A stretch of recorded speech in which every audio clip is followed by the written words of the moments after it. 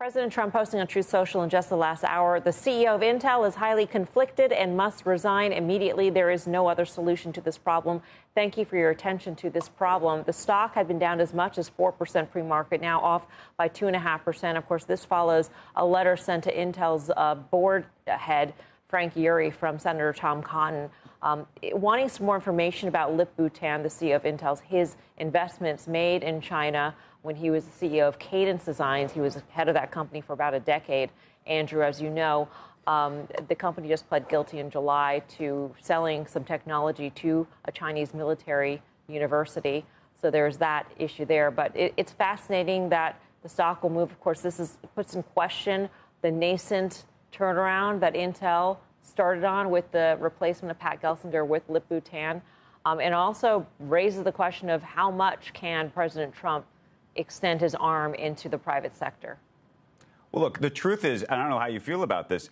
Well, the first part is to say, unless we find out he's a spy, and I have no reason to believe that, it's hard to understand, what the position of the administration can be on this. Having said that, at this point, I think you guys were talking about Tim Cook earlier. I think at this point, when the administration says jump, corporate America says how high. And so if you're the board of Intel, almost by default, you are going to have to jump and figure out how high, and how high might be forcing the CEO out. Isn't that what's happening here? I don't know what will turn out of this, but I do think that Lip-Bu Tan deserves the benefit of the doubt here. I mean, I don't think we should assume anything about anybody based on their ties or their nationality, for that matter.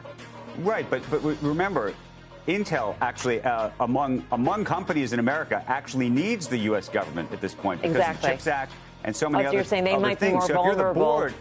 If you're the board of Intel, and your job is to protect the shareholder, and this becomes a very interesting sort of almost a moral philosophical dynamic.